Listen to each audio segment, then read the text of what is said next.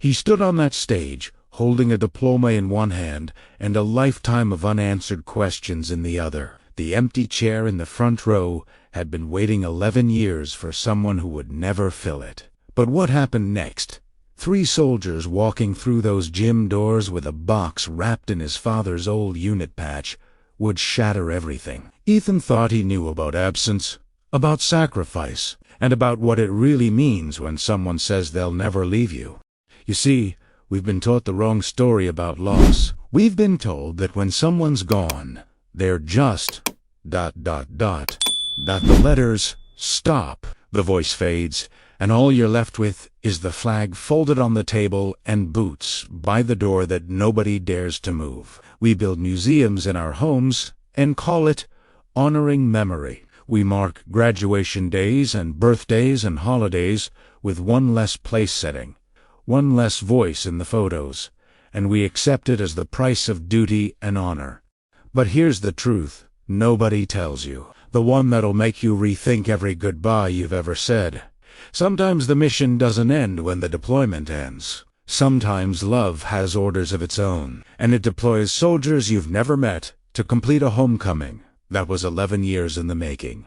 Ethan's story isn't just about a boy who lost his father to war. It's about all of us who've ever stood in front of an empty chair and wondered if the sacrifice was worth it, if the absence would ever stop echoing, if anyone remembered the person we're still trying to hold on to. It's about the 3 soldiers who could have gone home after their service, could have filed that promise away with all the other things war asks you to carry, but instead showed up to a high school graduation because they understood something most people miss. That duty isn't just what you do on the battlefield. It's what you do with the fragments of love that survive it. And if this story doesn't make you look at every folded flag, every homecoming, every moment of separation differently, then you're not paying attention to what really happens when honor and sacrifice stop being words on certificates and start showing up with dog tags in hand, ready to complete a mission that was never really about war at all. Ethan was 7 when his father's deployment turned their home into a museum of waiting.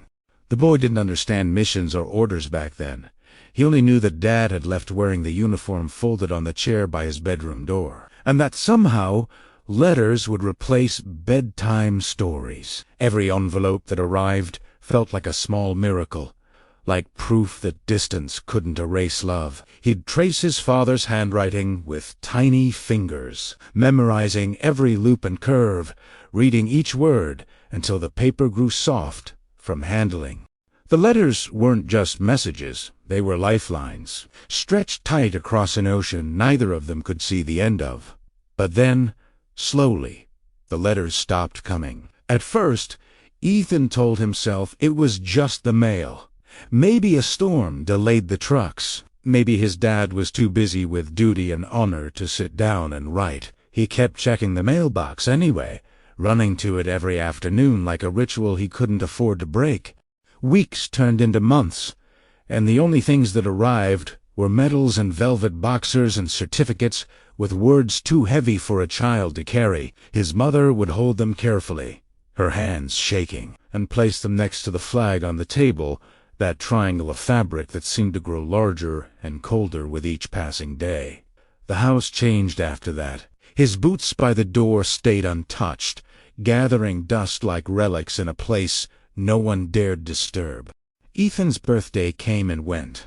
No call, no card, just silence so loud it filled every room. He started talking to the folded flag at night, whispering questions into the stillness, hoping somehow the fabric could carry his voice back across the world. His friends talked about their dads teaching them to ride bikes or throw footballs, and Ethan smiled and nodded.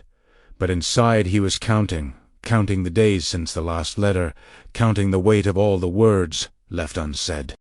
What he didn't know yet was that some separations don't come with explanations. They just come ante ste, and they shape you in ways you'll only understand much later. Graduation day arrived like a promise, half kept full of celebration for everyone else, hollow for Ethan. He stood in front of the mirror that morning, adjusting his cap and gown, and for a split second he imagined his father standing behind him, hands on his shoulders, telling him how proud he was. But when he blinked, there was only his own reflection staring back, older now, carrying a weight that didn't belong to 8. His mother had ironed his gown the night before, her hands moving with the same careful precision she used when she'd folded the uniform all those years ago. Neither of them said much at breakfast. Words felt too fragile for a day like this, a day that was supposed to mark homecoming into adulthood but felt more like another deployment into the unknown. The auditorium buzzed with nervous energy and laughter, families clutching cameras and flowers, fathers shaking hands with their sons, mothers wiping away tears of joy. Ethan found his seat in the sea of caps and gowns, and that's when he saw it, the empty chair his mother had saved in the front row. Right next to hers, she had placed a small American flag on it, a quiet gesture that screamed louder than any speech. He felt his chest tighten, felt the tassel hanging from his cap suddenly weigh 1,000 pounds. This was supposed to be their moment, father and son, sacrifice and reward, duty finally giving way to presence. But all he had was memory and absence, and the cruel arithmetic of war that never balanced its books. When they called his name, Ethan walked across that stage with legs that felt like they were moving through water. Every step echoed in his head, mixing with the applause he couldn't really hear, couldn't really feel. He reached for his diploma, shook the principal's hand, smiled for the camera. All the motions everyone expected, but his eyes kept drifting back to that empty chair, and he whispered under his breath, words only he could hear. This was supposed to be ours, Dad. The auditorium felt massive and suffocating all at once, full of people celebrating futures while Ethan stood there mourning a past that never got its proper ending. He didn't know it yet, but sometimes the story isn't over just because the letters stopped coming. Sometimes honor and sacrifice show up in ways you never expected, wearing faces you've never seen, but carrying a mission that's been waiting years to be completed. The ceremony was winding down, speeches blending into a hum of congratulations and camera flashes, when something shifted in the air. Ethan was halfway back to his seat, diploma clutched in hands that still trembled, when he heard boots, not the shuffle of sneakers or the click of dress shoes, but the unmistakable cadence of military boots hitting gymnasium floor in perfect unison. The sound cut through the noise like a blade, and suddenly every head in that auditorium turned toward the back entrance. 3 soldiers appeared, moving with the kind of purpose that makes crowds instinctively rise to their feet. They weren't there for the principal, weren't there for photos. They were walking straight toward Ethan, and the world seemed to slow down with every step they took. The smallest of the 3, a woman with eyes that had seen too much and remembered everything, held something carefully in her hands. A box wrapped in fabric Ethan recognized immediately, his father's old unit patch, worn and faded, the same one he'd kissed goodbye 11 years ago. His knees almost buckled right there. The soldier stopped in front of him, the entire gymnasium holding its breath, and extended the box like she was passing him something sacred.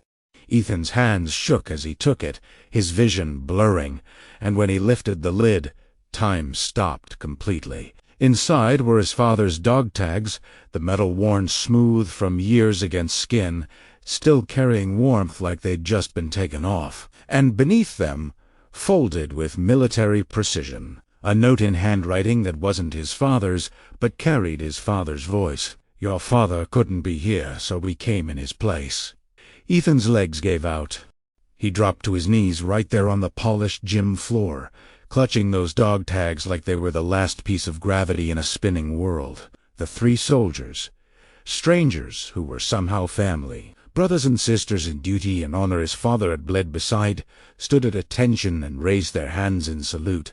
Not to the flag, not to the crowd, but to him, to the son of a man who'd given everything so others could have days like this. The gymnasium transformed in that instant.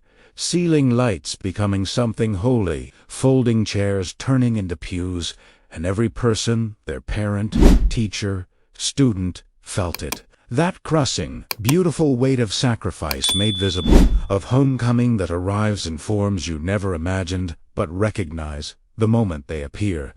Ethan pressed those dog tags to his chest, feeling the cool metal against his heart, and for the first time since the letters stopped coming, he felt his father's presence, not as absence, but as a force that had never really left. It had just been waiting for the right moment, the right mission, to make itself known. Ethan rose slowly, dog tags still pressed against his chest, and looked into the eyes of the 3 soldiers standing before him. They weren't just uniforms and medals, they were living memories, breathing pieces of a story he thought had ended the day the letters stopped. Without thinking, without permission, he stepped forward and wrapped his arms around the closest one, then pulled the others in, creating a circle of embrace that felt less like a hug and more like a homecoming 11 years in the making.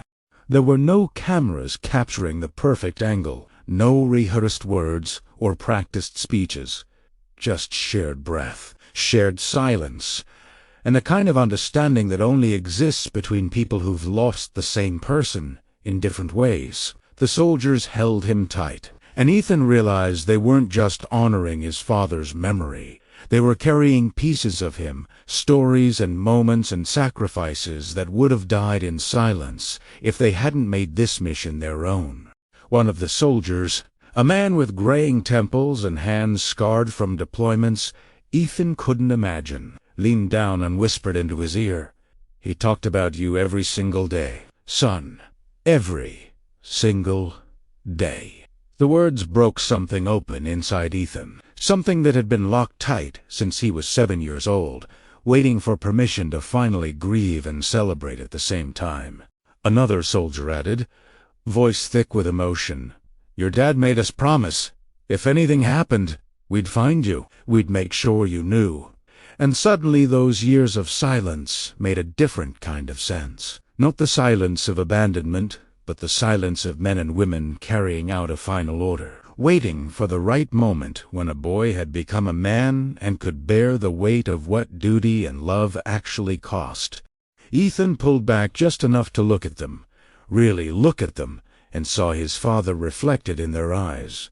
Not gone, not erased, but transformed into something that could be passed forward. The empty chair in the front row didn't feel empty anymore because it had never been about the physical presence. It was about the legacy, the honor, the sacrifice that shows up in 1,000 different forms if you're brave enough to recognize it.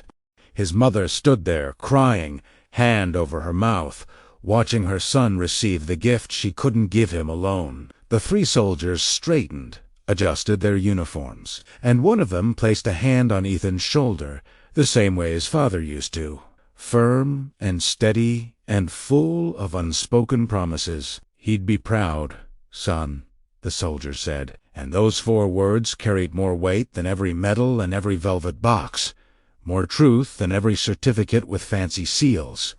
Because pride isn't just what you feel for accomplishments, it's what you leave behind when you can't stay. It's the mission that outlives the mission. It's the way duty becomes love, and love becomes the only thing that really matters when everything else fades away. So here's what I need you to understand. Ethan's story didn't end when those 3 soldiers walked into that gymnasium. It began.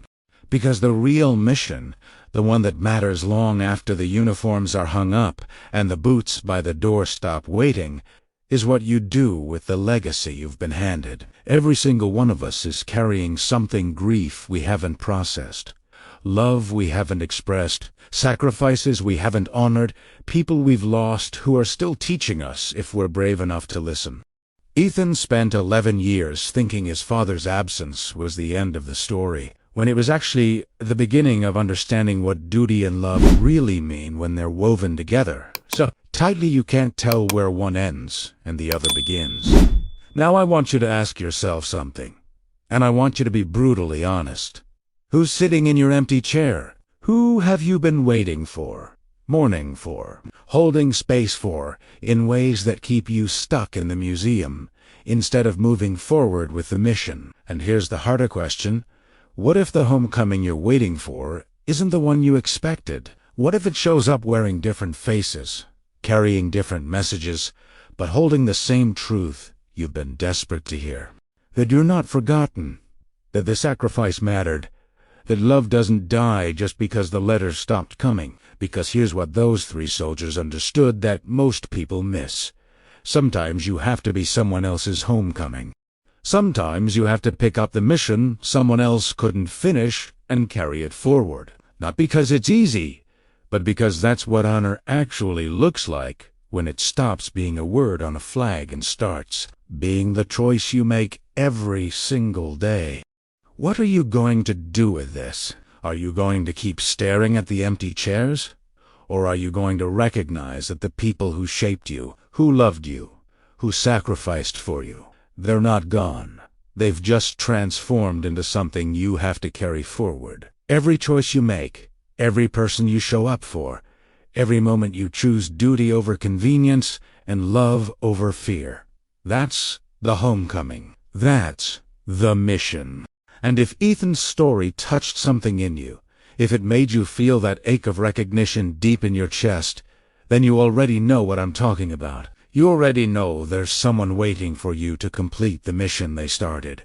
So, what's it going to be? Are you going to let this moment pass like every other inspirational story you've scrolled past? Or are you going to subscribe to this channel, hit that notification bell, and commit to learning what real sacrifice, real duty, and real love actually look like when you stop making excuses and start making it your mission? Because these stories, they're not just entertainment, they're mirrors. And what you do next will tell you everything you need to know about whether you're ready to see what's reflecting back.